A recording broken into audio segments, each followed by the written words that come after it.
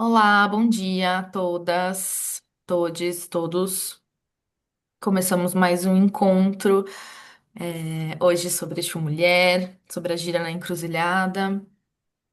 E nesse comecinho eu queria retomar, né, um pouco do nosso coletivo, do nosso projeto, da nossa intenção com esses ciclos de encontros. E retomar até um pouquinho mais. Se a Bárbara quiser me ajudar, aí a gente ir construindo um pouco, né, da onde veio a nossa pergunta, porque no último encontro o Gustavo Pessoa fez essa pergunta, né, e a gente considerou muito importante de contextualizar um pouco mais, né, quem está fazendo essa pergunta, de para quem é o feminismo, como isso foi sendo construído, né, como que a gente chegou até a realização desse projeto com essa pergunta.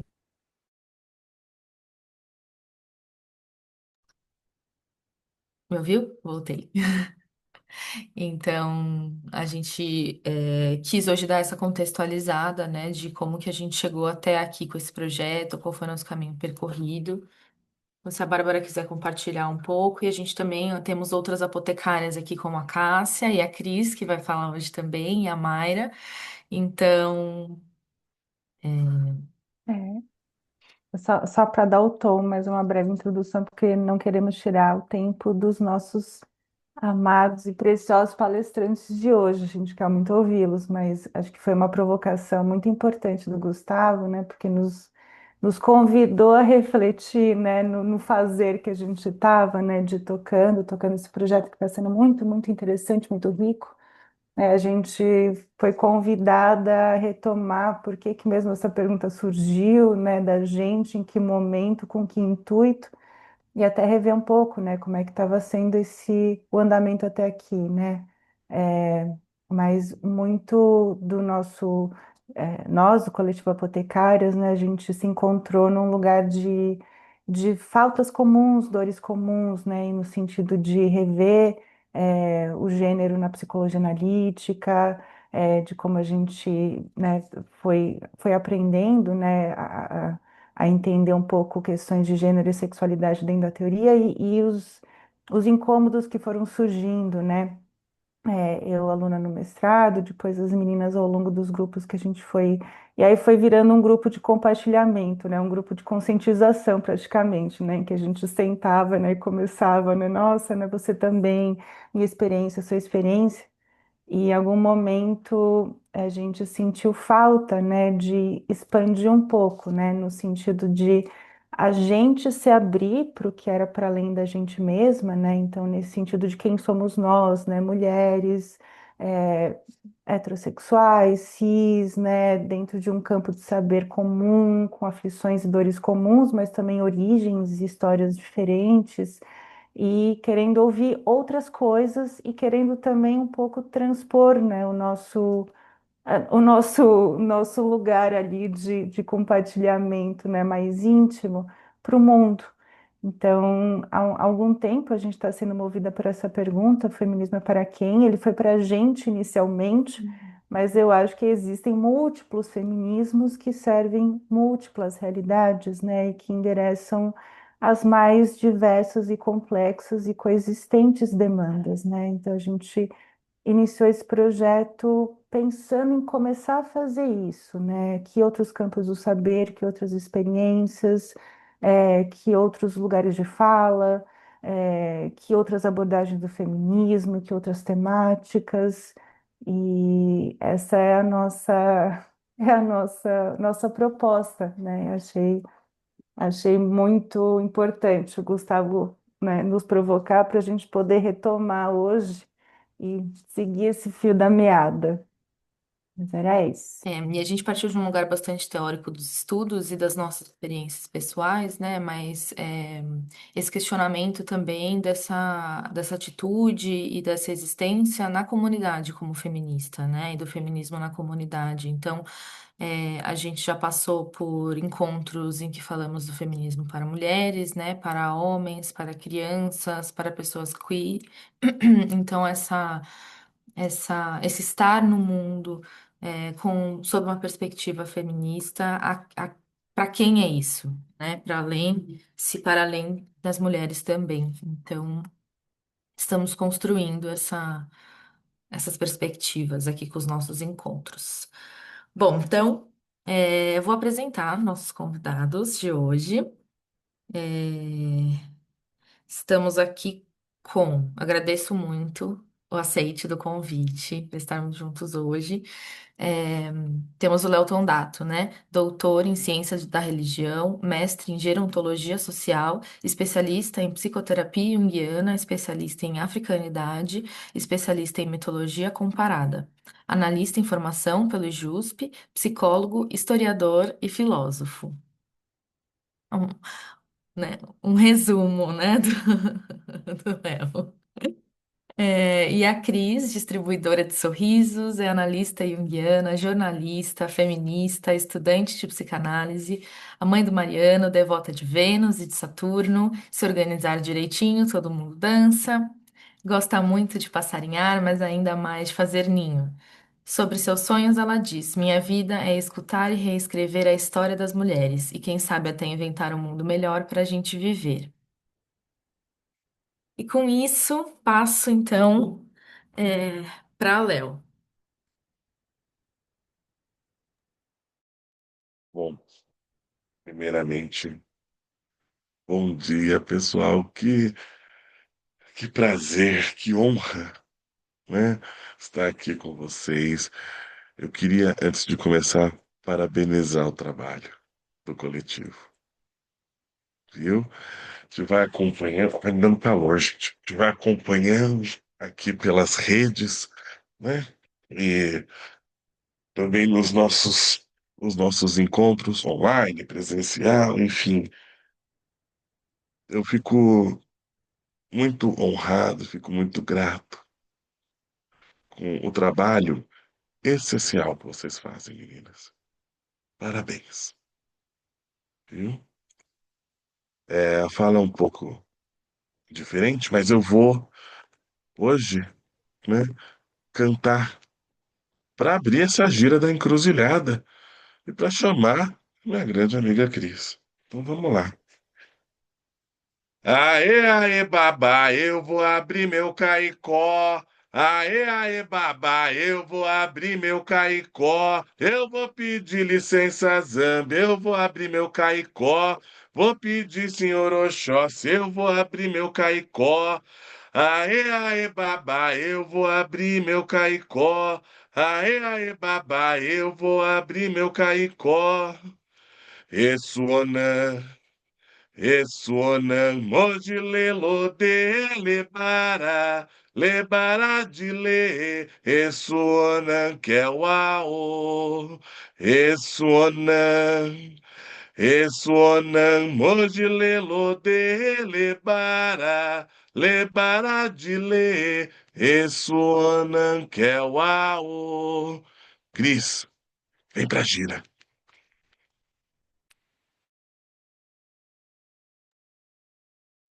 Bom dia! Como é que vocês estão? Como é que cada um está hoje? É, eu vou começar aqui falando um pouco, né, da questão, né, da psicologia complexa e o feminismo, daí a Aluna vai colocar aqui a apresentação, né, porque por mais que a gente fale disso, é sempre bom dar uma retomada do porquê que a gente está aqui, né, como a gente falou, né? Essa questão para nós é muito importante, a questão, né, de gênero, sexualidade, enfim, e todo esse campo aí para as apotecárias, né? E para mim em especial, né? Então vamos lá, vamos ler, refletir, sambar. Pode passar. O que é ser mulher? Essa indagação ontológica não é uma busca por uma resposta definitiva, até porque é atravessada por tantos mundos, tempos, vivências. Mas isso não deve nos impedir de pensar em possibilidades de caminhos para o bem viver, seja percorrendo narrativas coletivas, seja na intimidade da clínica. A tradição do pensamento da psicologia complexa, em especial os primeiros escritos do Jung, numa leitura literal, definem muito bem o que é feminino e o que é masculino. E mesmo quando se diz que o feminino está diretamente relacionado à mulher e o masculino ao homem, as qualidades que diretamente estão relacionadas a esses pares de palavras são praticamente as mesmas, seus primeiros escritos, acrescentando os conceitos ainda de ânima e ânimos, que também se encontram no mesmo campo semântico. Então, em 1928, em A Mulher na Europa, né, um texto do Jung, ele diz: a psicologia da mulher se baseia no princípio do eros, que une e separa, ao passo que o homem, desde sempre, encontra no logos seu princípio supremo. O conceito de eros, em linguagem moderna, poderia ser expresso como relação psíquica e o logos como interesse objetivo. Já em Os Arquétipos do Inconsciente Coletivo, Jung afirma que a ânima é um dos arquétipos do feminino e o ânimos é um dos arquétipos do masculino. Da mesma forma que a ânima se transforma em eros da consciência mediante integração, assim também o ânimos se transforma em um logos. Importante que reforçar que Jung usa o eros e o logos tanto para explicar a psique das mulheres e homens, quanto os arquétipos de ânima e ânimos. Já em sua fase alquímica, Jung adota uma ideia mais fluida, utilizando elementos da natureza. Partindo de considerações puramente psicológicas, tenta em diversos outros lugares caracterizar a consciência masculina por meio do conceito de logos e a feminina pelo de eros. Nessa tarefa, procurei entender por logos o distinguir, o julgar, o reconhecer, e por eros o colocar em relação, relacionar. Os dois conceitos tinham para mim o valor de concepções intuitivas, que não podem ser definidas de maneira exata ou exaustiva. Isso é certamente lamentável do ponto de vista científico, mas é até valioso do ponto de vista prático, uma vez que os dois conceitos caracterizam, de certo modo, um domínio experimental de definição igualmente difícil. Né? Tem uma outra definição aqui que é importante. Logos e eros são os valores intuitivo-intelectuais correspondentes às concepções arquetípicas de Sol e Luna. No meu modo de julgar, são essas duas luminárias de uma intuição tão insuperável que até os prefiro as resignações mais limitadas do Logos e Eros, ainda que estas últimas designem de modo mais acertado e inteligível certa particularidade psíquica do que os conceitos indefinidos de Sol e Luna. O uso desses conceitos certamente exige uma fantasia viva e sempre vigilante, o que não conseguem ter aqueles que, por temperamento, preferem conceitos puramente intelectuais. Esses últimos conceitos, de certo, oferecem algo de pronto e terminado, ao passo que uma imagem arquetípica nada tem senão sua pura exuberância, que se afigura incompreensível a intelecto. Por onde te posso pegar, natureza infinita? Os primeiros conceitos significam um valor cunhado inegociável, os últimos representam a vida. Daí, voltando, né, ao ensaio A Mulher na Europa, apesar de pensar o homem e a mulher como opostos, Jung já estava notando que os modos de ser e existir das mulheres neste mundo vinham mudando. Se observarmos que a mulher, já na segunda metade do século XIX, começou a assumir posições masculinas, a tomar parte ativa na política, a fundar associações e dirigi-las, etc., será fácil constatar que está prestes a romper com um padrão de sexualidade essencialmente feminino, de inconsciência e passividade aparentes, e fazer uma concessão à psicologia masculina para erigir-se em um membro visível da sociedade. Mesmo repleto de ideias anacrônicas, às quais não vamos nos ater agora, né? A frase final aponta um papel importante para as mulheres. A mulher de hoje está diante de enorme tarefa cultural, que significa talvez o começo de uma nova era. E se pensarmos nas mulheres negras, as ideias sexistas de Jung já não faziam mais sentido nem no seu tempo. E tem essa coisa da ideia, o Jung era um homem do tempo dele, mas nem lá, né? Naquele tempo elas tinham muito sentido, né? No seu discurso Eu Não Sou uma Mulher, Sojourner Truth, ativista afro-americana abolicionista e defensora dos direitos das mulheres, desafiou as noções de fragilidade feminina e destacou a interseccionalidade entre racismo e sexismo. No discurso proferido em 1851, na Convenção dos Direitos das Mulheres de Akron, em Ohio, ela usou sua própria experiência como mulher negra e ex-escravizada para questionar o tratamento desigual dado às mulheres brancas e negras, inclusive dentro do próprio movimento feminista. Ela confrontou a ideia de que as mulheres são frágeis demais para essas responsabilidades. Ninguém nunca me ajudou a subir numa carruagem ou passar por poças de lama, ou me deu o melhor lugar. E eu não sou uma mulher? Eu arei plantei, colhi e nunca nenhum homem podia me superar. E eu não sou uma mulher? De onde veio o seu Cristo? De Deus e de uma mulher? O homem não teve nada a ver com isso. Eu acho sensacional essa provocação que ela faz. No Brasil, né, as produções audiovisuais tornaram populares as ruas de Salvador, onde as mulheres negras já eram comerciantes, as chamadas ganhadeiras, mesmo antes do fim da chamada abolição da escravatura. Foi sobre sua liderança que surgiram os primeiros terreiros da Bahia. Elas destacam-se ainda na luta contra a escravidão, como Luísa Maim, participante da Revolta dos Malês e da Sabinada, ocorrida na primeira metade do século XIX, e ainda poderíamos falar de muitos outros exemplos. Se o próprio Jung já entendia que uma mudança estava em marcha, por que, quase 100 anos depois, alguns colegas da psicologia analítica insistem em repetir literalmente as ideias do nosso mestre sem a devida atualização, ou seja, sem olhar para o mundo que vivemos hoje? Se até então essas reflexões vieram da militância feminista, das ruas das discussões, no campo da psicologia complexa e também na clínica, a partir desse momento, a gente vai começar a falar aqui de um processo, né? Intuitivo almado, palavra composta aqui que significa estar no mundo e viver entre pessoas encantadoras.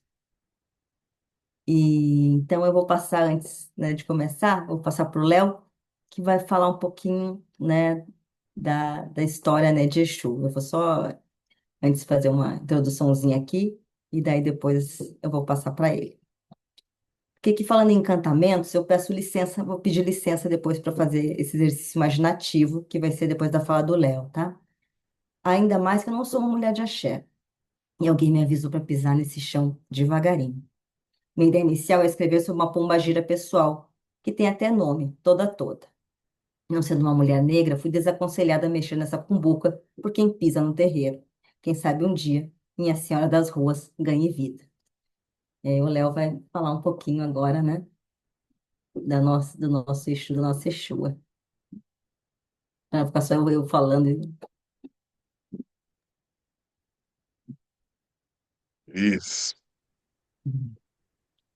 A pombagira gira na encruzilhada da vida.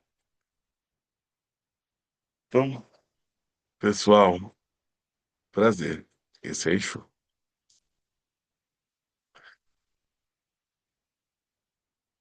Pra chegar aqui nessa aldeia, atravessei um mar de fogo. Pra chegar aqui nessa aldeia, atravessei um mar de fogo. Pisei no fogo, o fogo não me queimou. Pisei na pedra e a pedra balanceou.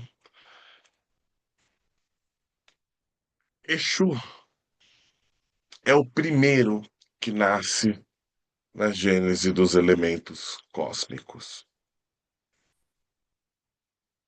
Esse é Exu.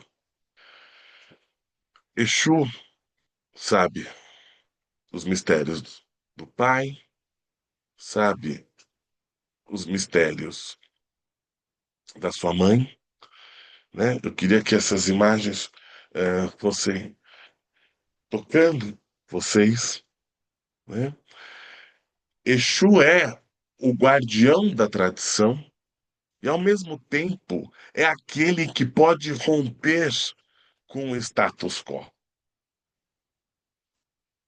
Existe uma qualidade de Exu? Um tipo de Exu? Eu até pedi-lo para a gente voltar na outra imagem. Deixar. Pode ser nessa, pode ser. Essa também é boa, eu gosto das duas. É, Exu, então, é a própria ambiguidade. Exu nos fala dentro de uma cosmopercepção africana, e aqui eu não utilizo o termo cosmovisão, porque cosmovisão é um termo europeu cunhado no final do século XVIII por um alemão e que vai privilegiar o sentido da visão. A cosmopercepção ela é integrativa. O eu e a natureza nós somos um contínuo e ela vai pensar em todos os sentidos para eu lidar e ver e ter essa experiência de ser no mundo. Nada melhor do que cosmopercepção para falar de Exu. Exu, que também pode ser Exu Bará, é uma qualidade de Exu, que é o Exu que vai ser aquele que vai vivificar os corpos. Exu dá movimento ao mundo, Exu dá movimento aos corpos. Exu vivifica os corpos na dança da vida, que é a dança da encruzilhada. O que aconteceu com Exu, pessoal?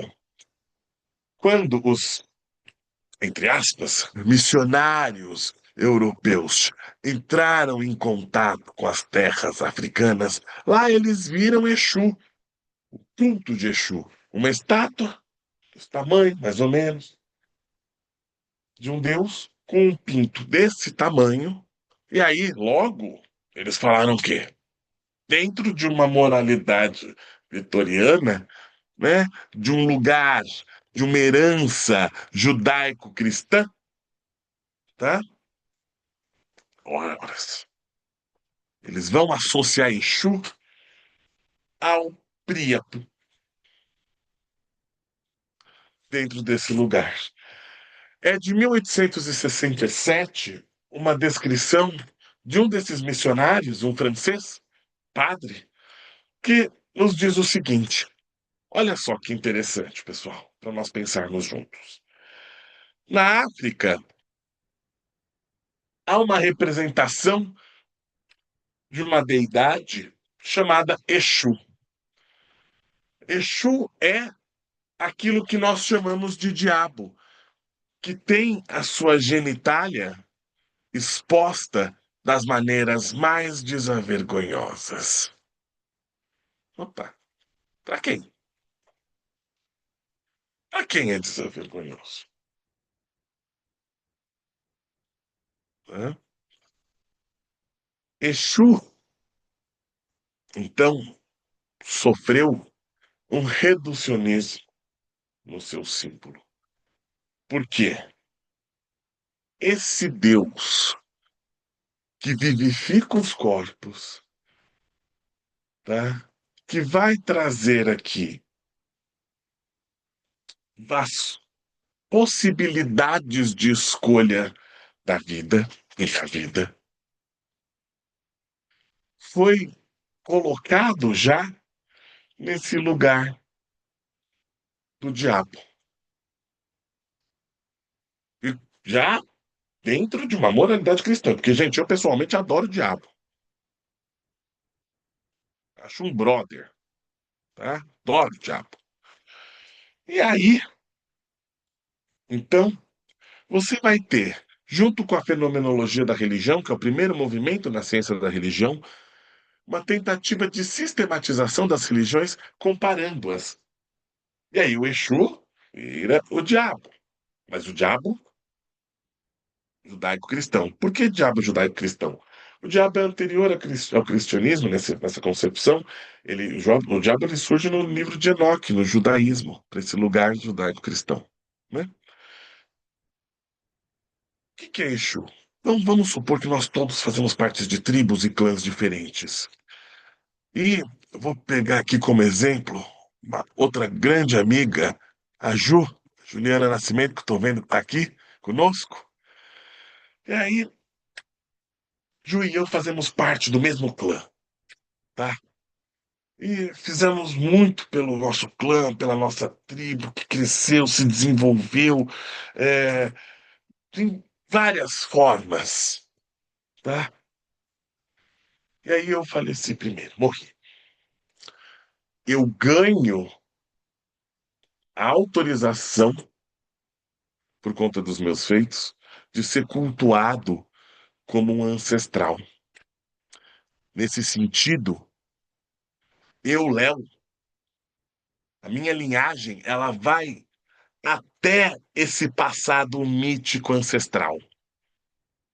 Nós temos três tipos de orixás: os ligados à criação, os ligados aos seres da natureza e os que são os ancestrais que foram e que se tornaram divinos. Tá? Então, também queria agradecer as trocas com a Mayra e com a Lili, né? Não se trabalha uma visão iluminista em Exu. Exu inclui a sombra. Exu faz parte da vida. Nesse sentido, eu não vou pagar e fazer as coisas num pós-vida, num plano posterior, enfim. Os Oruns, Léo, Orum é céu? Não. Orum é um plano que coexiste em paralelo com o Aie, que é a Terra. O que ocorre no Orum interfere no Aie. Os Oruns, onde moram, né, são 9 Oruns, tá? Cada um com a sua profundidade, e cada Orum é uma profundidade em si, tá?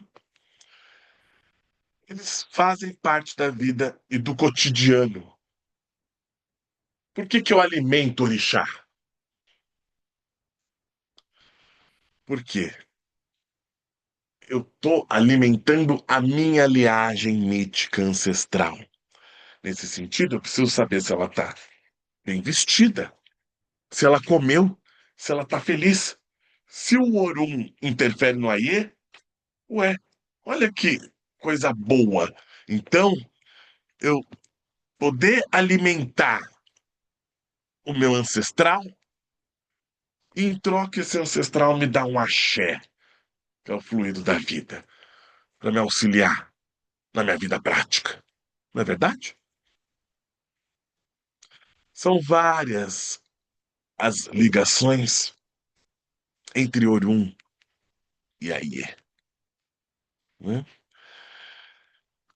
E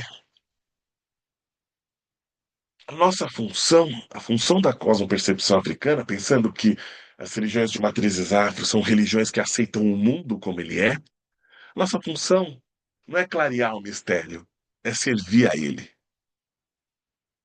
Exu, então, se joga nas encruzilhadas, na encruzilhada de um universo de várias lógicas. Por que não dizer de um universo polilógico? E aí, Exu se joga nas encruzilhadas com os mistérios da vida e da alma. Exu é a tensão, é a oposição e é a síntese. Ele não é positivista, né? E aí, chega, pode passar, Lu, por favor. Aí chega esse Exu, tá? Exu carrega cabaças, né? Pode deixar nessa, por favor. E nas cabaças, né, ele guarda um mistério que é dado a ele por quem?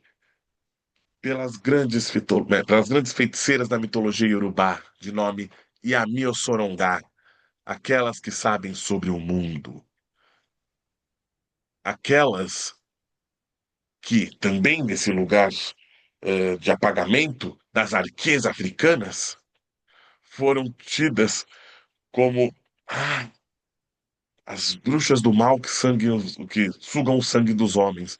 E a minha Sorongá é aquela que faz o sangue correr na veia. É aquela que está em todos os lugares. Ao mesmo tempo é uma e é coletividade. A um só tempo. E elas entregam a Exu o segredo do mundo. Então, é mais um motivo de que Exu não clareia, ele inclui a sombra, fazendo parte da vida, né? E aí nós temos, na nossa história, as transações transatlânticas. Além das questões da dor física, ancorada em corpo preto, nesse sentido, o ferir desse corpo, você rompe com a linhagem mítica ancestral. E aí você reproduz o semiocídio ontológico que reitera o desenraizamento dessas importantes arquês ancestrais. E aí, então, Exu chega no Brasil, nessa terra Brasilis, em 1907, Nós temos a Umbanda. Ah, legal, Léo, já ouvi isso várias vezes. Gente, nós temos a Umbanda desde 1860, tá? Por que que ela não é falada? Porque era praticada por pretos. Zélio de Moraes tinha uma descendência, uma ascendência, tá? Pouco mais, entre aspas, mestiça. E aí pode ser falado esse lugar da Umbanda. Então é criada essa Umbanda, a religião dos excluídos, porque os espíritos que são cultuados na Umbanda são os espíritos que estão à margem da sociedade, né? E a Umbanda tem na sua criação alguns elementos de outras religiões que não são muito importantes. O candomblé, o xamanismo, a pagelança, o espiritismo e uma coisa importante, catolicismo. Onde nós vemos o catolicismo na Umbanda? Na premissa máxima de praticar a caridade, tá? Nesse lugar, então, tudo é filtrado pelo código do bem, hum? Pelo código da caridade e também por uma premissa do kardecismo, a elevação espiritual, né? Nesse sentido, há uma moralidade, tá? Então, vou usar e pegar aqui como exemplo Carmen Lívia. Vamos supor que eu chego lá no terreiro e falo, e a Luna é minha mãe de santo, tá? Eu chego lá na mãe Luna de Iemanjá, e falo, mãe Luna, eu quero fazer uma amarração para Carmen Lívia. Carmen Lívia é casada, mas eu não quero saber. Mãe Luna fala para mim, Léo, não faço amarração. Aqui tá filtrado o código do bem. Como você vai fazer isso com a sua irmã, Carmen Lívia? Que absurdo.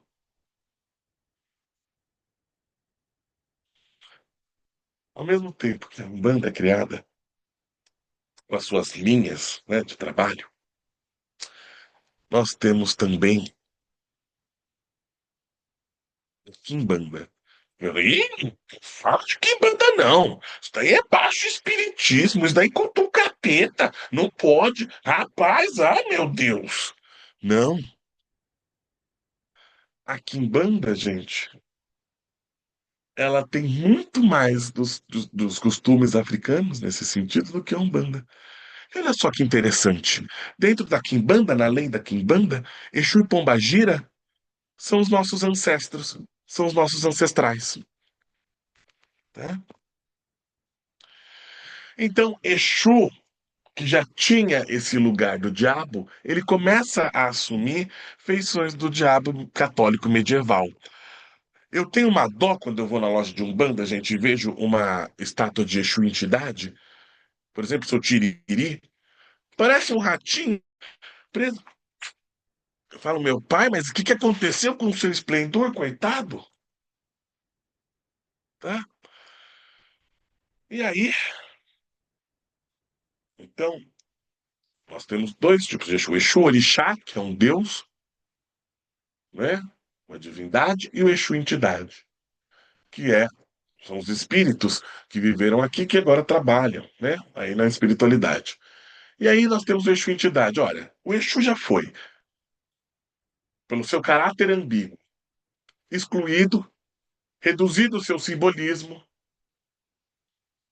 maltratado, vira então o rei e a rainha da Quimbanda, Exu e Pombagira. Quimbanda, então, ela se torna, nesse sentido psicológico, a sombra da Umbanda. Por quê? Porque a Quimbanda, ela vai trazer os nossos desejos inconfessos também e a nossa ancestralidade. É coisa de preto, não pode falar, né? E aí, Nós temos o Exu, entidade, como eu disse para vocês, aquele que fuma, que bebe, que dá gargalhada, né? Pessoalmente aqui partilhando com vocês, já estou me sentindo à vontade, já passou aquele nervosismo inicial. Eu brinco e falo que o meu Exu ele é sócio do bar, tá? Toma um conhaque lascado, gente. E aí, nós temos a figura da pombagira. Pode passar, Lu, por favor. Mais uma. Mais outra vez. A pombagira, né? Interessante. Que cantar um ponto de pombagira, que eu gosto, tava tocando uma roda de samba, adoro samba. Dói, dói, dói, dói, dói, um amor faz sofrer, dois amor faz chorar. No tempo em que ela tinha dinheiro, os homens queriam lhe amar. Mas hoje o dinheiro acabou, a velhice chegou, ela se põe a chorar. Oi, dói, dói, dói. Dói, dói, dói, dói, dói. Um amor faz sofrer, dois amor faz chorar. Te dei amor, te dei carinho, te dei uma rosa, tirei o espinho. Amar a um seria bem melhor do que amar a dois na força de um catimbó. Oh, dói, dói, dói. Dói, dói, dói, dói, dói. Um amor faz sofrer, dois amor faz chorar. Quem é você pra deitar na minha cama, pra fazer amor comigo e dizer que não me ama? Quem é você pra deitar na minha cama? Papagaio come o milho e periquito leva a fama. Dói, dói, dói. Então, pessoal, nós temos também a figura da pombagira, né? Esse lugar da Maria, Maria Padilha, Maria Mulambo, Maria Farrapo, Maria Quitéria. Até lembrei de um ponto da Quitéria que eu gosto muito. Fala assim: lá vem Quitéria montada num bode, mulher do diabo, com a Quitéria ninguém pode. Vai falar de várias Marias, tá? O fato de demonizar a pombagira, né? Pombagira é prostituta. Não, nem toda pombagira foi prostituta, tá? É muito comum nos pontos cantados de Pombagira nós temos referência ao amor, à traição, à dificuldade da vida, de lidar com essas dificuldades, e elas se tornam donas, mães, rainhas da encruzilhada. Esse simbolismo da pombagira, que é muito importante nos terreiros, remete no mais profundo da sociedade brasileira. Tá? Na luta da vida, os homens e as mulheres brasileiras procuram o mundo dos Exus para a realização dos seus anseios, né? Então, a pombagira, né, com seu gargalhar, com seus brindes, com as suas roupas, né,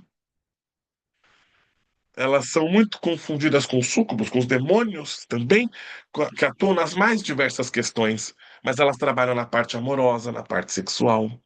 A demonização da pombagira também é presente e a mistificação do Exu. A Maria, ela se traduz na voz de várias Marias que sofrem com feminicídio, tá? O Brasil é o quinto maior país do mundo que pratica o feminicídio. Há 15 anos é o primeiro país que mais mata mulheres trans, tá? Dados alarmantes dos quais eu não tenho nenhum orgulho. A Maria que sofre em um relacionamento abusivo, a Maria que sofre com assédio em ambiente público ou em ambiente de trabalho, que são estigmatizadas, tá? Que têm os seus corpos objetificados, né? E que são julgadas se, por exemplo, não possuem o desejo de serem mães, que lutam pelo direito de ir e vir com tranquilidade, sem o fantasma, sem o medo de transitar e desconhecer se voltará viva ou não para casa. Mostram a não equidade salarial entre homens e mulheres que desempenham a mesma função. Na verdade, o corpo da mulher é dela mesma. Pombagira, então, se torna a mãe simbólica de muitíssimas mulheres que sofrem diariamente, numa marca comum no Brasil. Então, aqui nós vemos as consequências de um complexo cultural do colonialismo. Tá? Mostra uma face de um Brasil sombrio. Né? A pombagira, ela ri e grita na encruzilhada.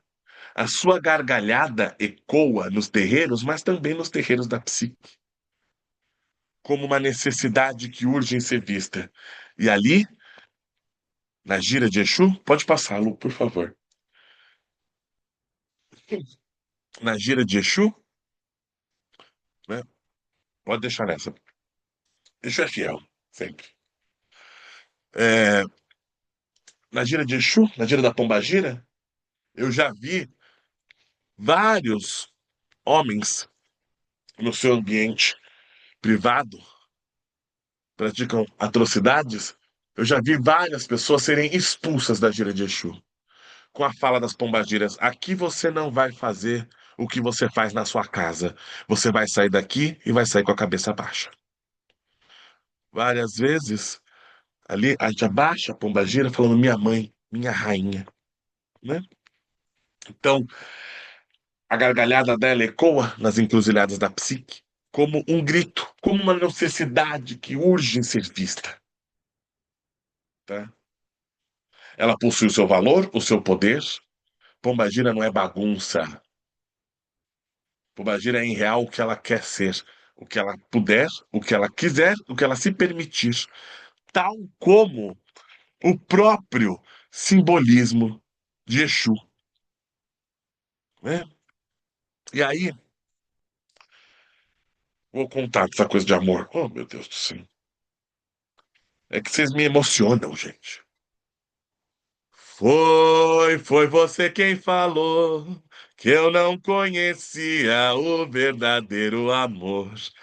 Mas não é assim, a história não é real. Eu amei, não fui amado e nunca mais amei igual. É que facada no peito é a dor da traição. Só quem ama é quem sabe a verdade, uma paixão. Atravessei 7 montanhas, atravessei 7 calungas. Esse macho vai ser meu, mas nem que seja na macumba. Ele ou ela só não vai ser meu se o diabo não quiser. Mas eu troco o seu nome se eu não for sua mulher. Amor, amor. Amor, amor, é uma palavra pra quem sabe dar valor. Amor, amor, amor, amor, é uma palavra pra quem sabe dar valor. E vai ter volta, ou vai ter volta. Quando eu estava no chão, você me abandonou. Não é praga, mas um dia ainda vou ver sua dor. Eu falo pra você, querido, nunca andei sozinha. Tenho Dona Mulambo que anda nos meus caminhos. Quando eu tava na amargura, foi ela que me ajudou. Pombogira, menina, foi quem tirou a minha dor. Vou procurar um novo amor, sozinha não vou ficar. Salve Pombogira cigana, que reina em meu caminhar. A traição que tu me deu, eu aguentei com muita dor. Mas não tem problema, o mundo dá volta, meu amor. Eu entreguei a Rosa Caveira, com ela você não pode. Tu vai conhecer a capeta, a dona da morte. Então, eu gosto desses pontos, dá até um arrepio, gente. É, aqui, esse é o lugar com uma cantoria, né, de Exu e Pombagira. E eu queria partilhar com vocês, deixa eu ler aqui. Pode passar, Lu. Exu te ama. Um pequeno textinho que eu escrevi foi para uma publicação do Instagram em 2022, quando, não sei se vocês se lembram, a Acadêmicos da Grande Rio levou para a Avenida o enredo Fala Majeté, as 7 chaves de Exu, no qual ela ganhou o campeonato, né? E aí eu escrevi um textinho bem pequenininho, tá? Que eu queria partilhar aqui com vocês. Exu triunfa e ganha, Laroie. Em um momento em que vivenciamos coletivamente a sombra em que Exu, de forma arquetípica, nos mostra, em que o brasileiro encara, diante do espelho da psique, as marcas coloniais das nossas chagas abertas. Exu é o guardião da tradição e aquele que pode romper o status quo. A gargalhada não é bagunça, ele integra os aspectos de responsabilidade. Ele é a boca que tudo come e o Brasil tem fome. Fome de saúde, fome de transparência, fome de educação, fome de crescimento. A pombagira também está presente na avenida. Mostra a Maria que se desvela em inúmeras Marias do Brasil afora, que lutam contra a sexualização da mulher, o feminicídio, o abandono e o desconhecimento da função de algumas pessoas que a abandonam nas encruzas da vida. A encruza grita, e seu grito ecoa por liberdade. Exu, que aos olhos dos missionários europeus foi visto como príapo romano e erroneamente confundido. Exu berra na Sapucaí. E o seu berro mostra que a encruz é feita do povo, do sangue, do suor, da labuta e do arrebatamento diário. A boca que tudo come deixa escancarar a desmistificação de uma figura tão potente e tão importante. Bela, recatada e do lar? Não, eu sou da encruza, do povo e do bar. Laro, eixo. É. E aí, eu tô no finalzinho do meu ponto, não, do finalzinho da minha fala. É, boa tarde, né, gente? Eu queria trazer essa concepção dos Exus, tá? O Exu se mostra enquanto o jeito dele. Exu se mostra tal como ele é, né? Pode tirar, Lu, por favor. E aí, eu vou só cantar rapidinho pra gente 2 pontos, antes de passar aqui pra Cris, né? É, Pombogira é uma tentação do cão. Oi, quem é que não quer? Beija sua mão. Na noite de lua cheia, ela vira o diabo. O diabo quem é? Essa mulher. Já que eu tô falando de Pombagira, eu vou passar pra Cris cantando um ponto de despedida de Pombagira, pode ser? Eu vim com, eu vou me embora, é com dois. Eu vim com, eu vou me embora, é com dois. Quem falou, falou. Quem não falou, falar depois. Eu vim com, eu vou me embora, é com dois. Eu vim com, eu vou me embora, é com dois. Quem falou, falou. Quem não falou, falar depois. Quem falou, falou. Quem não falou, falar depois. Obrigado, pessoal. Cris, vamos compor. Vem, axé. Ai, que alegria, que maravilha. Mas vamos lá, né? Que o tempo urge. Eu vou começando aqui enquanto isso, né? A gente vai passar os slides aqui, porque lembrando que esse texto foi feito para um congresso, para uma revista, então ele tem toda essa parte, né, de logos, apesar de ter, né, esse caráter mais de ensaio, né? Então, vou dizer que aqui o nosso Ouroboros se inicia. Ao ler Jung na Encruzilhada, da antropóloga e analista Adriana Facina, um artigo que colocou o psiquiatra suíço para dançar na rua e se comunicar com o tempo do agora, fiquei fascinada, mas algo me chamou muita atenção. Várias características associadas a Exu, principal personagem da narrativa, permeado por várias histórias do orixá, me lembraram palavras comumente associadas às mulheres, o que poderiam ser consideradas próprias do feminino, tais como graça, corpo, sedução, magias, nada confiável. Não sei se vocês lembram, né, que no Memórias, né, são as reflexões, o Jung fala, né, que as mulheres são nada confiáveis ou alguma coisa parecida instável, incontrolável, inconsciente. Enfim, longe do logos junguiano e da figura fálica máscula que eu fazia de Exu, apesar de saber de seus aspectos tricksters, ambíguos e de sua construção fora do binarismo, que caracteriza o pensamento europeu. Relendo o texto, me chama a atenção quando a Adriana cita o sociólogo Reginaldo Prant. Eu acho que daí dá para passar aqui, Luna, deixa eu ver. Ah, não, ainda. Bom, é uma partezinha que fica aqui. Exu é aquele que tem o poder de quebrar a tradição, né? Como o Léo já falou. Pôr as regras em questão, romper a norma e promover a mudança. O que me remete imediatamente à frase final de A Mulher na Europa, quando Jung diz que as mulheres estão a iniciar uma nova era. E é interessante aqui porque, como eu falei, esse texto da Adriana Facina foi que me inspirou, e o que inspirou a Adriana Facina foi exatamente, né, esse desfile, né, esse samba enredo Acadêmicos do Grande Rio, que ganhou o Carnaval em 22, né? Que foi chave, então, do pensamento da Adriana, que fala da voz do povo, profeta das ruas, tantas estamiras desse chão, laroie, laroie, laroie, as sete chaves vêm abrir meu caminhar, à meia-noite, no sol do alvorecer, para confirmar. Então, se a palavra sincronicidade abre o texto da Adriana, a magia se fez. A jornalista Cláudia Alexandre publica em 23 Exu Mulher e o Matriarcado Nagô, resultado de sua premiada tese de doutorado, na qual ela busca o princípio feminino do orixá e reflete sobre sua masculinização, demonização e ainda sobre tensões de gênero e formações do candomblé no Brasil. E mais, para Cláudia em São Paulo, não foi diferente. O carnaval também foi o seu lugar de inspiração. Eu ouvi do babalorixá Francisco d'Oxum, o ex-responsável religioso da escola, que o orixá patrono da Vai-Vai não havia sido assentado sozinho, mas como todo Exu, reinava em companhia de uma Exua. Foi a primeira vez que eu ouvia a expressão usada no feminino.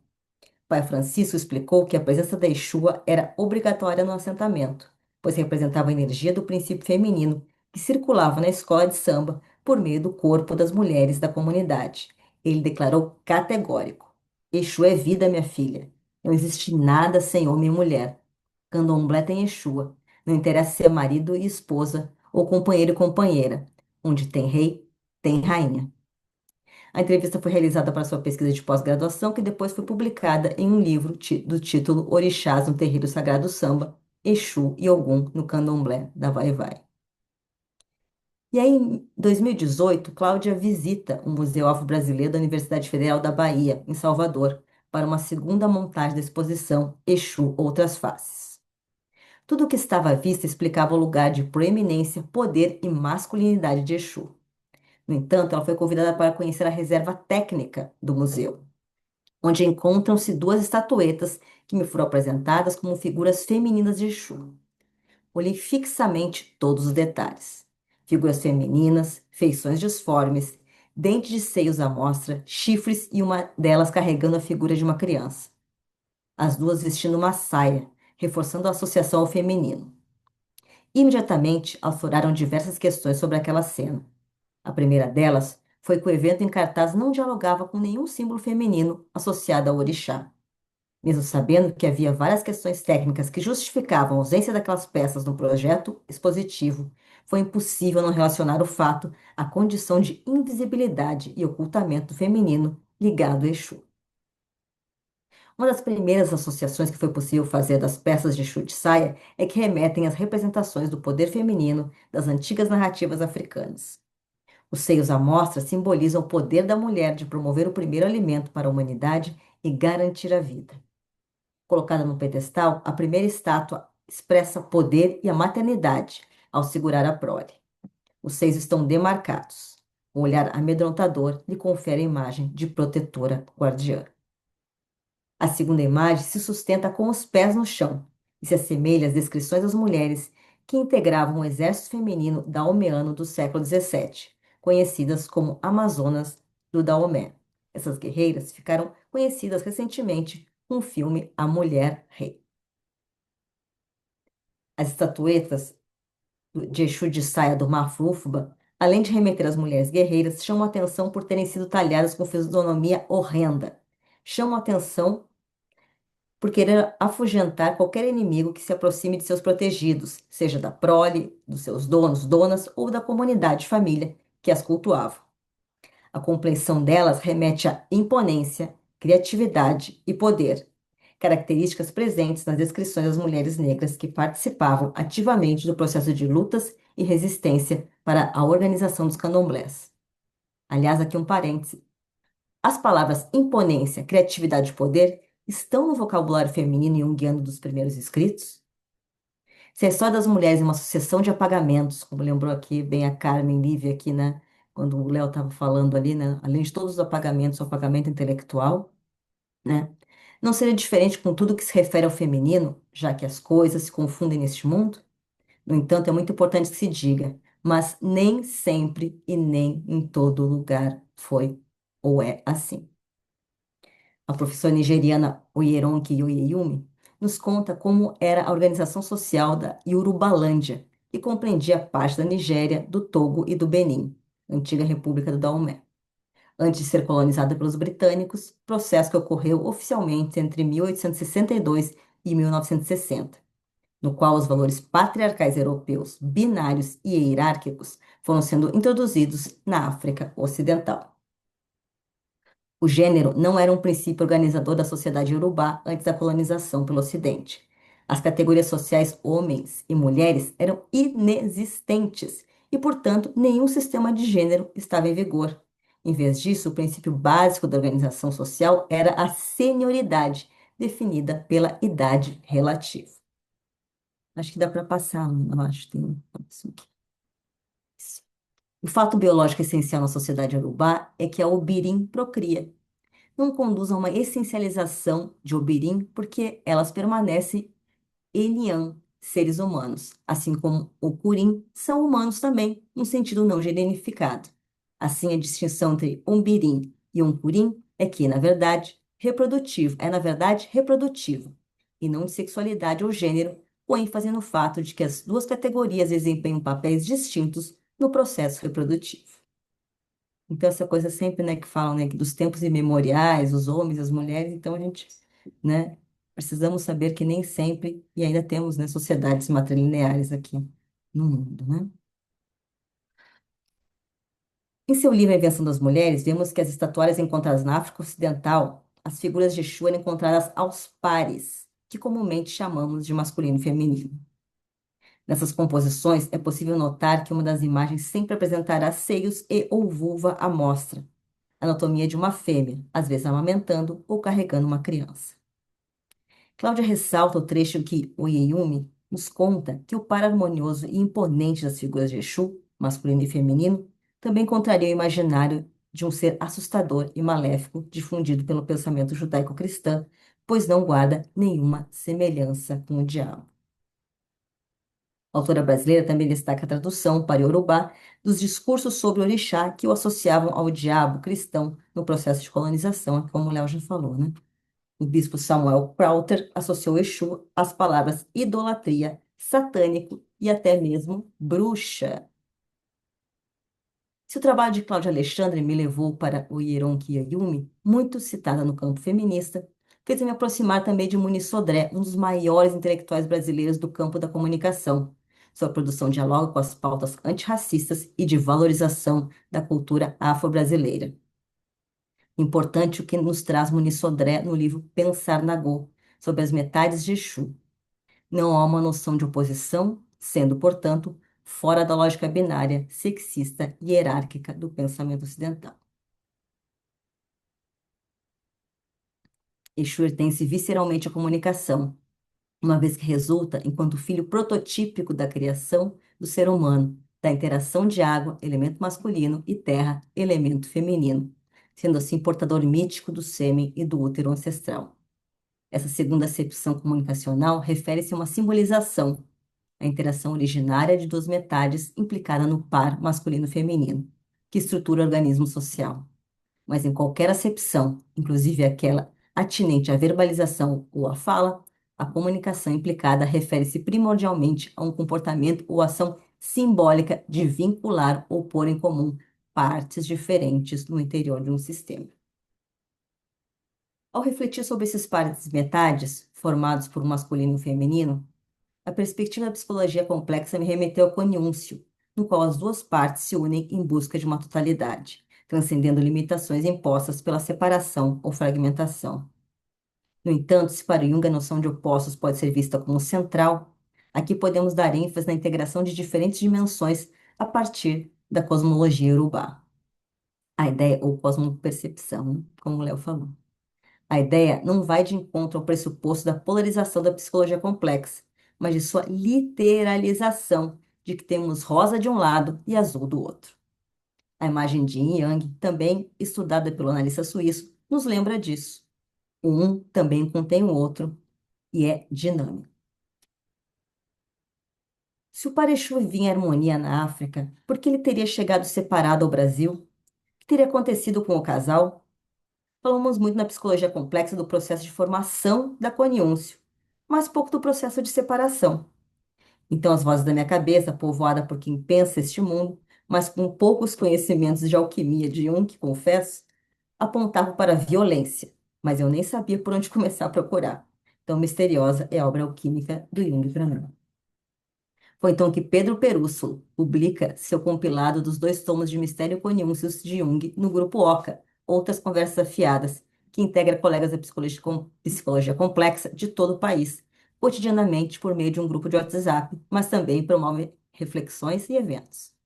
Então, conta a minha hipótese da violência como motivador da separação do casal e ele me dá a mão. Ele me envia um trecho de Wolfgang Gigerich do livro Neuroses, Logic of a Metaphysical Illness. Então, vamos lá.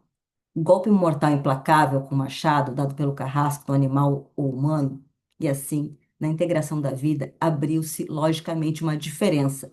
Essa diferença, espaço aberto, clareira, Lichtung, Heidegger, que chamamos de mente ou consciência, que foi mitologicamente expressa na imagem do espaço aberto pela separação dos pais primordiais, céu e terra, que antes estavam envolvidos num abraço eterno. O próprio ato sacrificial que criou a clareira encontrou sua representação mitológica, por exemplo, na história do deus grego Cronos, e com uma foice afiada cortou o membro masculino de seu pai, Urano, céu, acabando assim violentamente com a união eterna dos pais divinos. Podemos pensar, então, que a violência da colonização, por meio da escravização, da exploração do território, da dominação cultural e religiosa, do racismo, da generificação, entre tantas outras formas de opressão, desfez a coniúncio do casal Exu, e especialmente na separação entre natureza e cultura, entre o sagrado e o erótico. Para Cláudia, a interpretação patriarcal das relações homem-mulher na África Ocidental incidiram sobre o sistema de crenças, transformando Exu em uma divindade fálica e demoníaca, distanciada de sua função de domínio sobre a sexualidade, a fertilidade, o nascimento, a vida, a morte e a continuação do sistema. As visões e interpretações eurocêntricas sobre as civilizações africanas estigmatizaram outras formas de relações com o mundo e interferiram nas elaborações e nos cultos ao orixá na diáspora negra no Brasil. Em seu trabalho, a autora comprovou ainda a sua hipótese de que o processo de demonização de Exu e a consequente dominação masculina no sistema Nagô alteraram as características mitológicas do orixá no Brasil, ocultando sua soberania sobre os princípios feminino e masculino legados às tradições africanas Nagô e Yorubá. A autora ressalta ainda que no Brasil não se popularizaram as estatuárias do par Exu feminino masculino, como encontramos em várias localidades da África Ocidental e Urubá. E a gente pode encontrar aqui no MASP, né? Tá com uma exposição dessa reabertura do novo prédio, e lá tem tanto o Exu feminino, né, numa estatuária, quanto os pares de Exu. Quem estiver em São Paulo ou estiver indo de visita em São Paulo, vai lá no prédio novo que tem, né, uma das exposições exatamente sobre a questão, né, da diáspora africana e essas estatuárias, entre tantas outras, né? Importantes, né? Que falam muito dessa questão do feminino, do masculino, né? É, Então, aqui, deixa eu me perdi aqui, voltando aqui. E as estatuárias das figuras femininas associadas a Exu, encontradas em Salvador, onde se observa uma estética de afro-religiosidade, são indícios da existência de cultos individualizados do feminino de Exu nos candomblés e de tradições nagô no Brasil, mas que foram invisibilizados. A Cláudia evidencia ainda que, ao assumir o cargo máximo nos sistemas de crenças Nagô, as mulheres dos primeiros candomblés precisaram ressignificar tradições ancestrais em um processo de negociação constante com a sociedade dominante, em especial a Igreja Católica, causando alterações na função primordial do orixá Exu. As mulheres dos terreiros são chamadas de bruxas, feiticeiras, fetichistas, além de acusadas de cultuar um demônio. Eram taxadas de promíscuas e desordeiras. Manter em segredo o culto a Exua teria sido uma forma de amenizar os estigmas sociais. Mas, bruxas queridas, estamos aqui. Em suas considerações finais, A autora faz uma ressalva importante, apontando para novas possibilidades de pensamento e, portanto, de pesquisa para além do par. Em relação à sua constituição, há mesmo dois lados e três possibilidades, assim como um tridente. Tão complexo com suas encruzilhadas, conforme apontou Muniz Sodré ao dizer que o três é a possibilidade do infinito diverso. Exu pode ser feminino, pode ser masculino, e os dois ao mesmo tempo. O cone, como a representação do peão caracol do Ocotô, comprova um movimento constante, equilibrado e em espiral. E ele cita a antropóloga Joana Elbain dos Santos, abrindo-se em cada revolução mais e mais até uma circunferência aberta para o infinito. E aí, o nosso Ouroboros aqui tem mais samba que Davi deu Etã, Exu matou um pássaro ontem com a pedra que só jogou hoje. Então, no grupo Oca Feminismo, que é um grupo temático ligado à Grande Oca, minha mais velha, a psicoterapeuta junguiana Juliana Nascimento, publica que a escola Pérola Negra havia sido campeã do grupo de acesso 2 do Carnaval de São Paulo, um samba enredo Exu Mulher, baseado, né, no livro da Cláudia Alexandre. Eu, não sei se eu consigo aqui me cantar aqui, mas mais ou menos assim, já que o Léo cantou, eu vou cantar um pouquinho também aqui.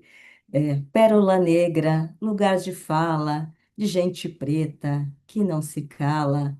Vem exaltar Exu mulher para a joia rara, eu peço axé. Mais ou menos isso, tá, gente? A gente também não está colocando aqui os trechos, porque vai para o YouTube, né? YouTube, se a gente coloca trecho de música, você sabe, ou de filme, ele, enfim, né? Tira o vídeo do ar. Então, é por isso que a gente não está colocando aqui, né?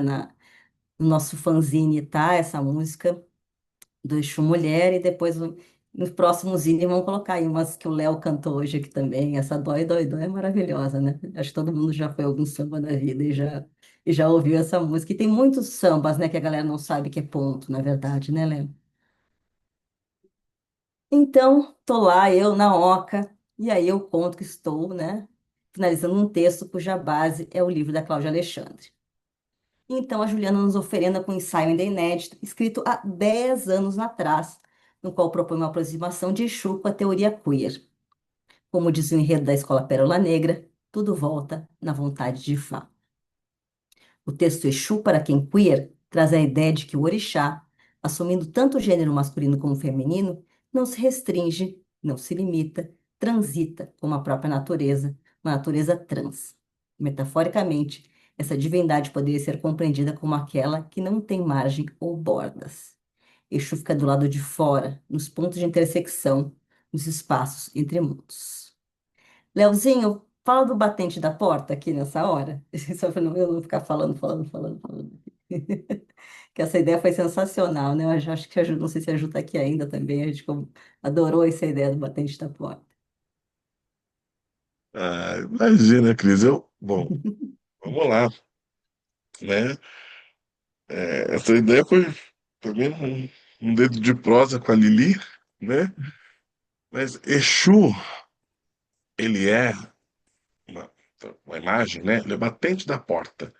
Ele não está dentro, ele não está fora, mas ele é aquele que dá sustentação para que tudo ocorra. Né? E com a Rosa, a Lili falando, é verdade, com a Rosa, com a minha pombagira, gente, tem que é Falou em verdade. samba, a rosa chega, né? É verdade, ela tá aqui atrás de mim, mas. Mas é isso, ele não tá dentro nem tá fora, mas ele dá sustentação para que o mundo gire e para que as coisas aconteçam. Muito bem, daí vamos voltando à nossa teoria queer. E segundo então a pesquisadora Luísa do Campo, queer poderia ser traduzido como estranho, esquisito, peculiar, excêntrico, de caráter questionável, suspeito. Foi o Marquês de Queensberry que empregou o termo pela primeira vez para designar homossexual na Inglaterra, em 1894. Usado como ofensa, foi apropriado na década de 1990 pela comunidade estadunidense, que não se encaixava nos padrões heteronormativos no contexto da epidemia do vírus HIV. Queer é o diferente, é o que não se explica, o que não se encaixa, é a incoerência, aquilo que a sociedade não reconhece, é a indeterminação, é o rompimento das identidades estabelecidas. A teoria queer surge neste contexto como um campo de estudos críticos, que é tanto acadêmico quanto político, cujo principal objetivo é questionar e desconstruir normas rígidas relacionadas especialmente a gênero, sexualidade e identidade.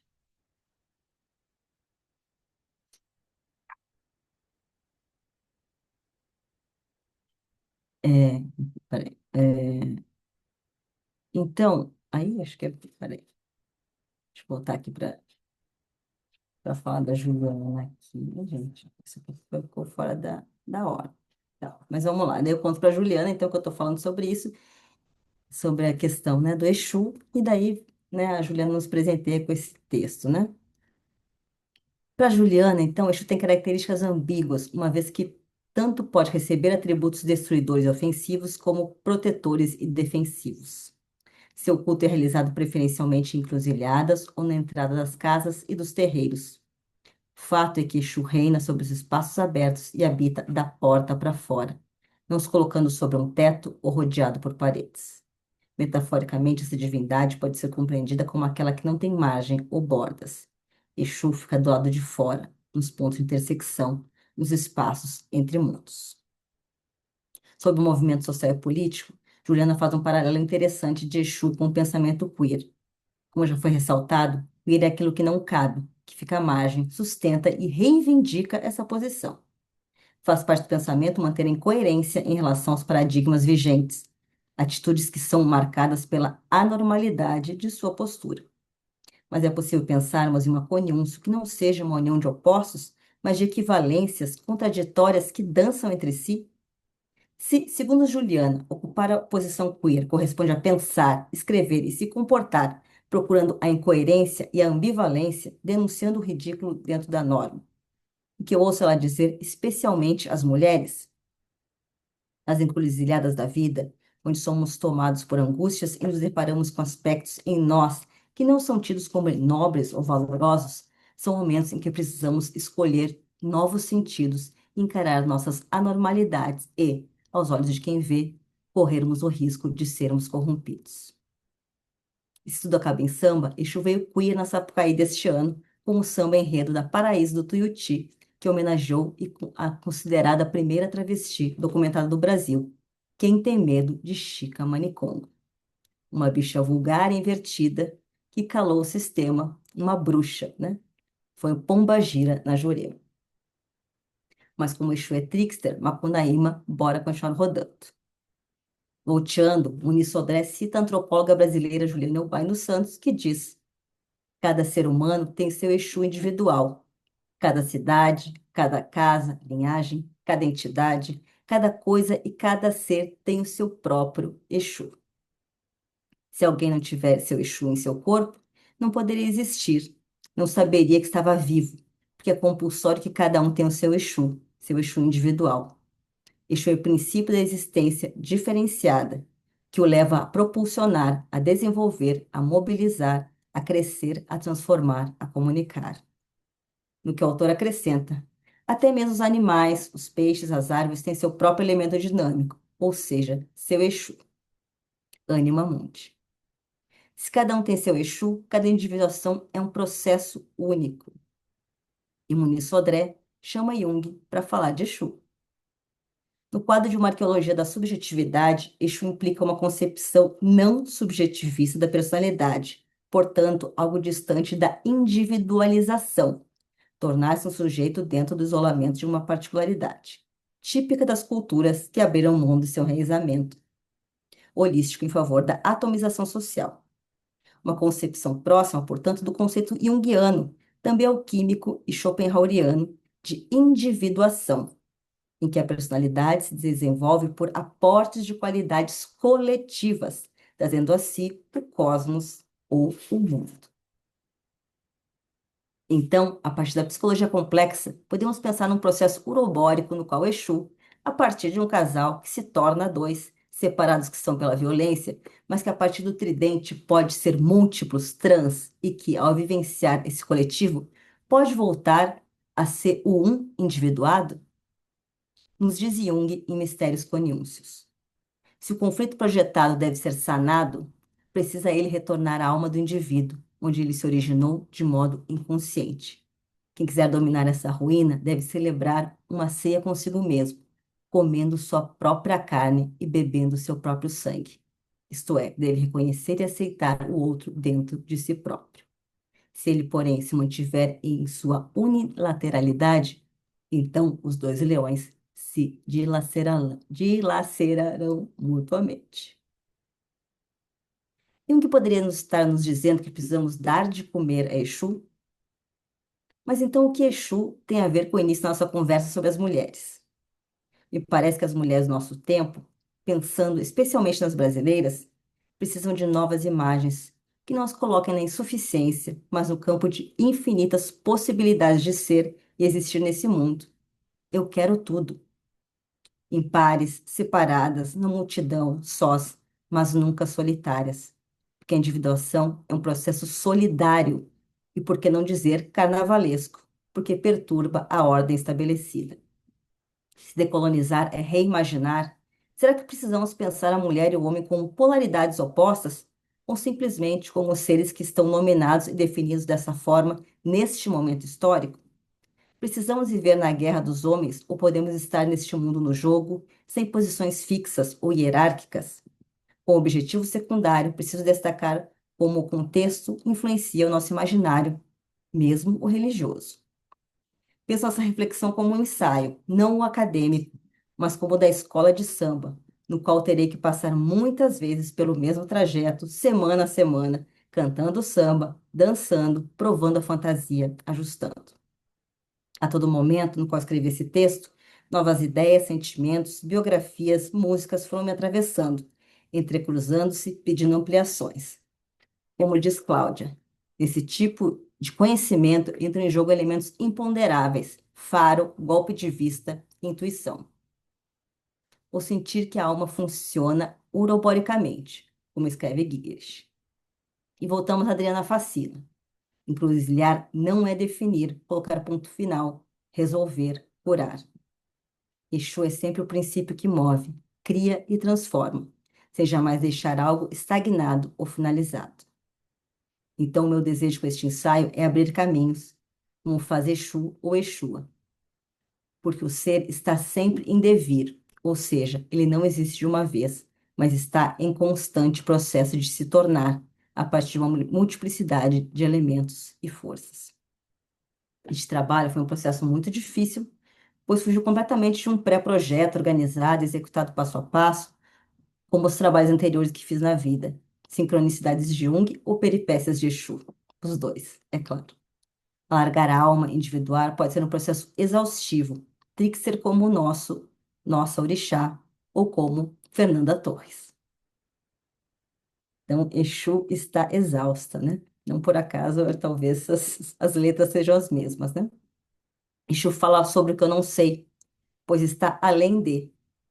Diz o que não pode ser dito. Provoca quem passa. Mas espero que nesse nosso encontro te traga esperanças e utopias. Ah, e este trabalho precisa ser visto como um exercício imaginativo, como imagem. Exu não indivíduo. Exu está onde sempre esteve, no movimento, espiralando na sua paixão pelo humano e totalmente livre. Liberdade abre as asas sobre nós. Eu agradeço muito, então, aqui, né, a todo mundo que escreveu junto comigo esse texto, né, e hoje especialmente a quem está aqui, né? E especialmente as apotecárias, né?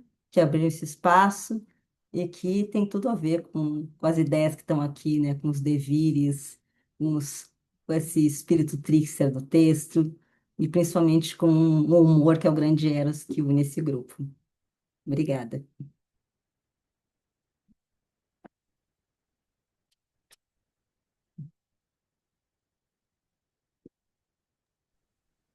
Obrigada, Cris. Obrigada, Léo. E agora, vocês é, têm mais alguma coisa para trazer? Abrimos para as perguntas e falas. Podemos? Tá bom. Então, agora vamos circular, né, a palavra, vamos conversar. Alguém quer compartilhar alguma coisa? Tem alguma pergunta?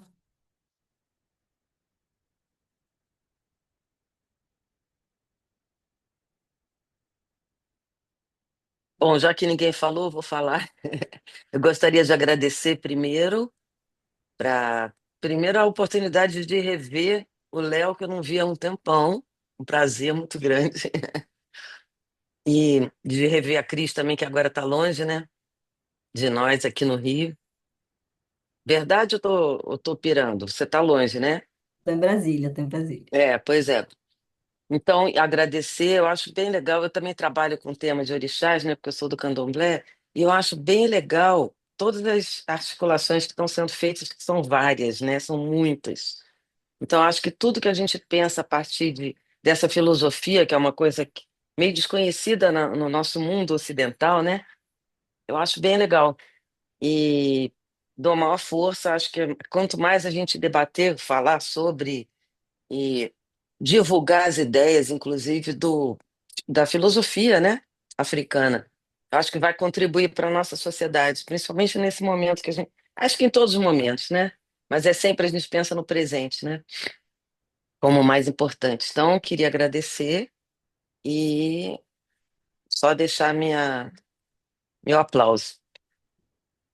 Ah, obrigada, querida. Uma coisa importante, eu não uso, não sei se vocês notaram, eu não uso jamais a palavra mitologia, urubá, ou coisa desse tipo, né? Eu coloco como conhecimento, né? Também é uma fé, né? Assim, né? Como outras filosofias, como o budismo também. Tudo que não é ocidental vira uma mitologia, né? Não é levado a sério, né? Eu acho que também um dos nossos trabalhos, né? Junto, né, à psicologia complexa é trazer esses outros imaginários, né? Essas outras epistemologias para o jogo, né? Obrigada. Mariana tá com a mãozinha levantada também. Bom dia, bom dia. Queria agradecer também, Cris, uma linda. Leozinho, meu mestre Yoda. Fiquei muito feliz com essa conversa, porque me atravessou até na minha última supervisão, que fala sobre transição dos meus pacientes que estão em transição. Eu acho que fez muito sentido ouvir isso, né? Porque a partir do momento que o paciente transiciona, o quanto ele pega essa sombra cultural, né, do gênero, e ele não consegue chegar a a luz, né, essa grandiosidade da Exu, do Exu. É demorado esse processo também, né, que vocês estavam falando, o Exu, ele não tá nem de um lado nem do outro, ele tá no, num espaço, né, vazio. Isso me trouxe muito essa ideia. E quando falou do tridente, fiquei muito empolgada, né, porque o tridente são três, né, tem as polaridades, mas tem um terceiro, então isso me atravessou assim. Eu gostaria que se pudesse amarrasse um pouco mais, né? Mas é uma indagação que eu fico muito com o Léo, né? Nessa coisa do feminino e masculino que me incomoda muito, do ânimo e da ânimas, né? O quanto a gente nasce já com o estereótipo do masculino e do feminino. E como a Maria Padilha e o Exu, eles vêm com essa sombra que nos incomoda, que eu acho que é uma do questionado o que é o feminino, o que é o masculino, né? O que porque se você transiciona, você vai ser ou feminino estereotipado, né? E vem com essa sexualidade exuberante, vem com todos os problemas do feminino, o ensinar para as mulheres trans, né, os perigos dos homens, das mulheres, da sexualidade. E os homens nunca serão homens, né, trans, porque não são másculos o suficiente, que também vem com essa fragilidade do masculino. Então, eu fiquei muito feliz porque é algo já que me incomodava há muito tempo, daí eu venho questionando muito com o Léo isso. É, como, né, lidar com essas transições que pegam tão fortemente na sombra do social, né?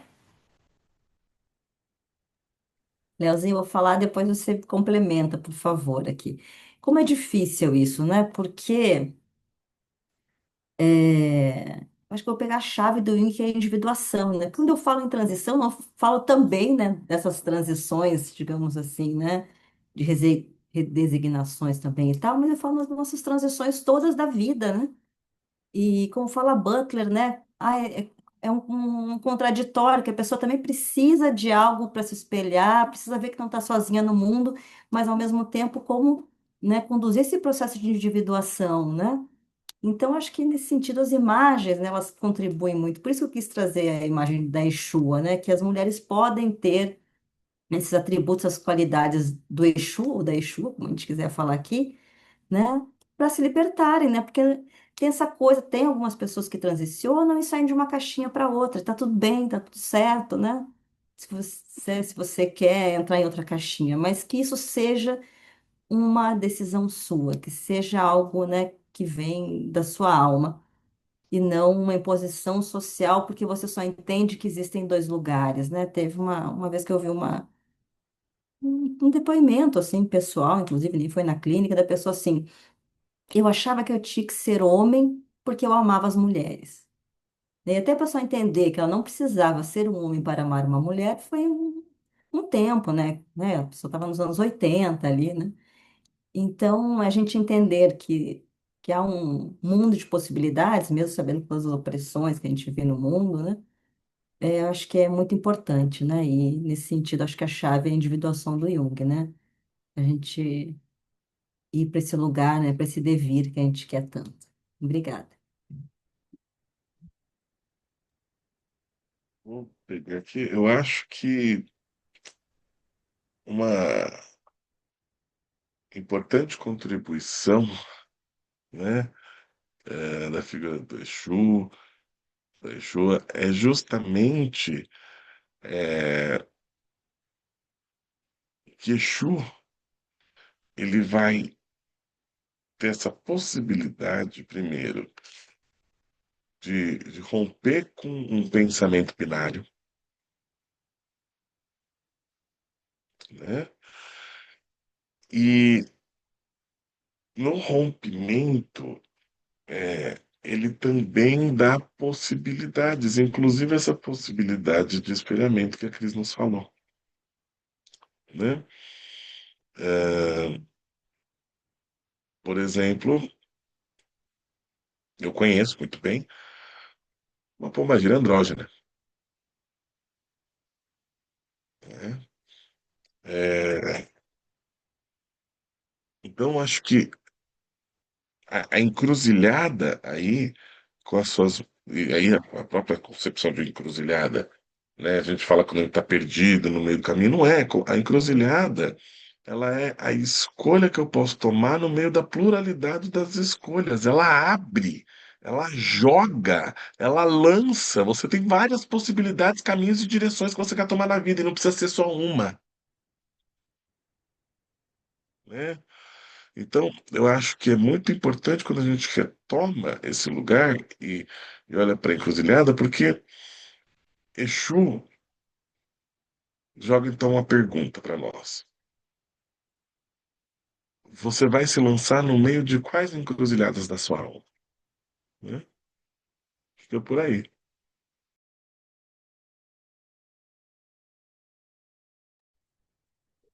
Muito bom. Mayra também levantou a mão.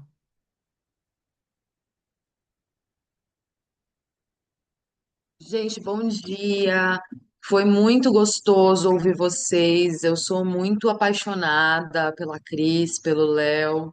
É, eu fiquei pensando até um pouco, amarrando tudo que aconteceu com a provocação do Gustavo lá do começo, né? Enquanto o patriarcado se coloca, né, como ideologia de gênero, dizendo pra gente o que que é normal, né? O que que é o jeito de ver as coisas normal, comum, e a gente fica quase que quase não, né, num condicionamento por isso. Eu acho que quando a gente olha para outras epistemologias e outras imaginações, a gente pega rachaduras nisso e consegue abrir um pouco para enxergar outras coisas e para compreender que não tem nada de normal, né? Que pelo contrário, que a gente está tendo uma restrição, né? Uma coisa quase que neurotizante de olhar para o mundo, que sempre tem que ser do mesmo jeito, quando a gente tem repertório, ainda mais num país rico que nem o Brasil, de formas de olhar e de imaginar, gênero, espiritualidade mesmo, porque eu acho que muitas coisas que eles trouxeram, né, vão de encontro, que quebram uma moral cristã, que também é um tipo de discurso que a gente sabe que fomenta, né, o patriarcado. Então, eu acho que era mais para fazer coro na importância né, na beleza, na riqueza que tem esse tipo de trabalho, né, do quanto me toca do ponto de vista da psicologia mesmo, porque senão a gente fica engessado. E em vez da gente trazer a possibilidade para os pacientes também de ampliar mundo, a gente repete o mesmo que está tão sofrido, que está tão difícil, né? Então é mais isso, gente. Eu vou precisar, inclusive, sair logo mais. Eu vou ficar mais um pouquinho por aqui, daqui a pouquinho eu já tô indo. Mas eu vou deixar um beijão e amei ouvir vocês. Ai, muito obrigada, querida. Essa parte das bruxas foi muito inspirada nas nossas conversas, né? Obrigada. Obrigado, mano. Nossas conversas, junto com a Lili, não tem nada.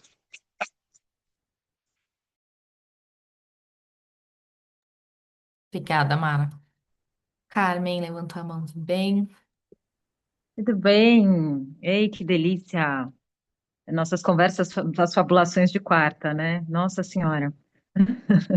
E as minhas diárias com a Cris, né, Cris? Gente, eu fiquei pensando, eu também tô aqui esperando uma pessoa, talvez precise sair, vou tentar me alongar, não me alongar é o ato falho que eu queria mesmo ficar. Mas é isso. Eu fiquei pensando muito nisso, né? O quanto é importante isso que vocês fizeram aqui hoje, porque eu fico pensando, eu estava relendo Arquétipos do Inconsciente Coletivo, eu ficava pensando, meu Jesus amado, que psicologia para homem moderno, né? E modernidade é europeu, né? Assim, e tudo bem, porque tem uma parte linda, maravilhosa, mas falta, né? Assim, e eu acho que não só outras epistemologias, mas outras ontologias, né? Que eu acho que outras formas de viver, né? Assim, nossas conversas com a Mineres, né, Cris? Acho que a gente fala muito disso, né? Nesse pezinho do qual seria uma psicologia da pós-modernidade? E eu acho que a psicologia da pós-modernidade, para mim, assim, a imagem-chave é o limiar, né? Assim, é o limiaresco, porque nesse momento da individuação, né, onde você perde forma, ganha forma, reforma, né, se deforma, enfim. Esse reino de possibilidades, ele só pode vir do limiar, né? Assim, então eu acho que a gente precisa de imagens para o limiar, a gente precisa falar, não sei se falar, mas a gente precisa imaginar mais o limiar, né? Assim, sem clarear ele, né? Assim, respeitando o lusco-fusco, assim. Eu acho que foi isso que vocês fizeram hoje aqui, né? Então até na forma, né, com os cantos todos, enfim, né? Então acho que foi muito bom, assim. Muito obrigada. E a gente está falando isso só, não através de texto, a gente está falando isso no cotidiano o tempo todo, né? Eu acho que a chave que a Meirelles traz é pensar o Jung como um romântico, né? Eu gosto muito dessa ideia que ela traz, né? Como uma sensibilidade romântica, né? Que ele não pode ser romântico porque ele, né, vem depois, digamos assim, no tempo cronológico, né? Mas essa coisa da sensibilidade romântica do Jung, eu acho que é uma chave importante de leitura para ele mesmo, para a gente não cair, né? Nesse homem moderno, né?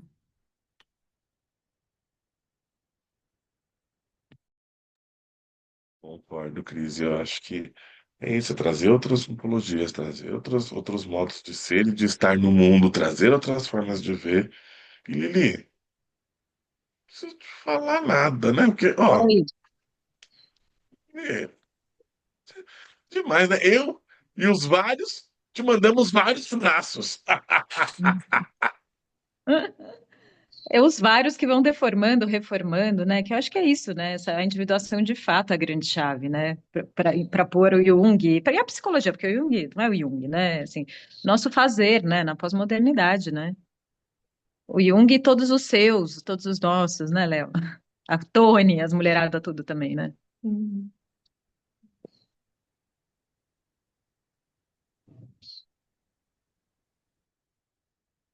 Mas alguém tem alguma pergunta, algum comentário, alguma emoção para compartilhar?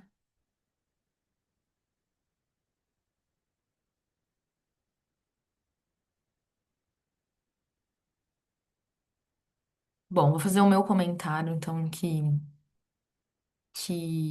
eu acho muito emocionante, assim, muito tocante quando a gente não só pensa, mas sente, né? E eu acho que o encontro de hoje também reforça muito isso, essa, essa completude, assim, né? E esse pertencimento e essa, é, enfim, a música, o pensamento, o coração, a não binariedade, né?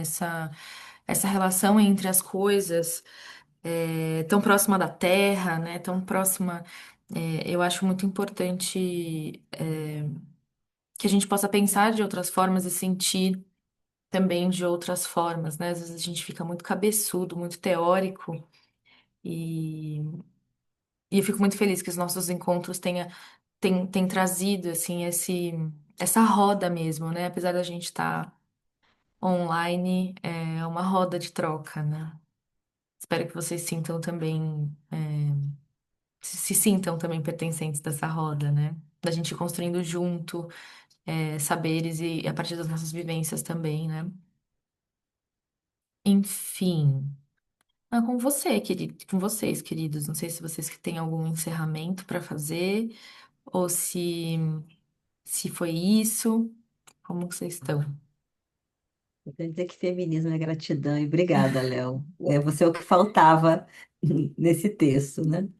Suas cantorias, né? Com a sua presença. Muito obrigada e obrigada a todo mundo que participou aqui, né? E que ainda vai assistir, né? Muito obrigada. E quero, né, depois, além, né, do encerramento oficial aqui da Luna, ter o encerramento da gira aqui, né, Léo? Exato, acho que é nesse sentido que eu tô perguntando. E aí, gente, é isso? Como que vocês vão? Que eu tô aqui esperando o momento. É verdade, eu esqueci de fechar a gira. É que eu tava tão empolgado, mas. Tô aqui na espera de mais música, né? Gente, obrigado pelo convite. Já falei, é um prazer, é uma honra. Uhum. Cris, obrigado demais, viu? Está chegando a hora, é hora de partir. Me dá uma dor no peito ter que ir embora e te deixar aqui. Mas eu já resolvi, sozinho eu não vou. Mas eu só vou embora se comigo você for. Lá vou eu, lá vou eu, orixás. Vou embora, vou com Deus. Jesus e Nossa Senhora, Jesus e Nossa Senhora. Eu vou fechar minha Jurema, vou fechar meu Jurema, com a licença de meu pai Oxóssi e nosso pai Oxalá. Obrigado. Obrigada, obrigada. Nossa, como é bom começar o dia assim, né? Obrigada, agradeço muito por vocês terem topado construir isso com a gente. Foi ótimo. E a gente vai se encontrando aí nas encruzilhadas da vida a partir de agora também, né? Boa sexta para vocês. Muito obrigada. Até as próximas. Até mais.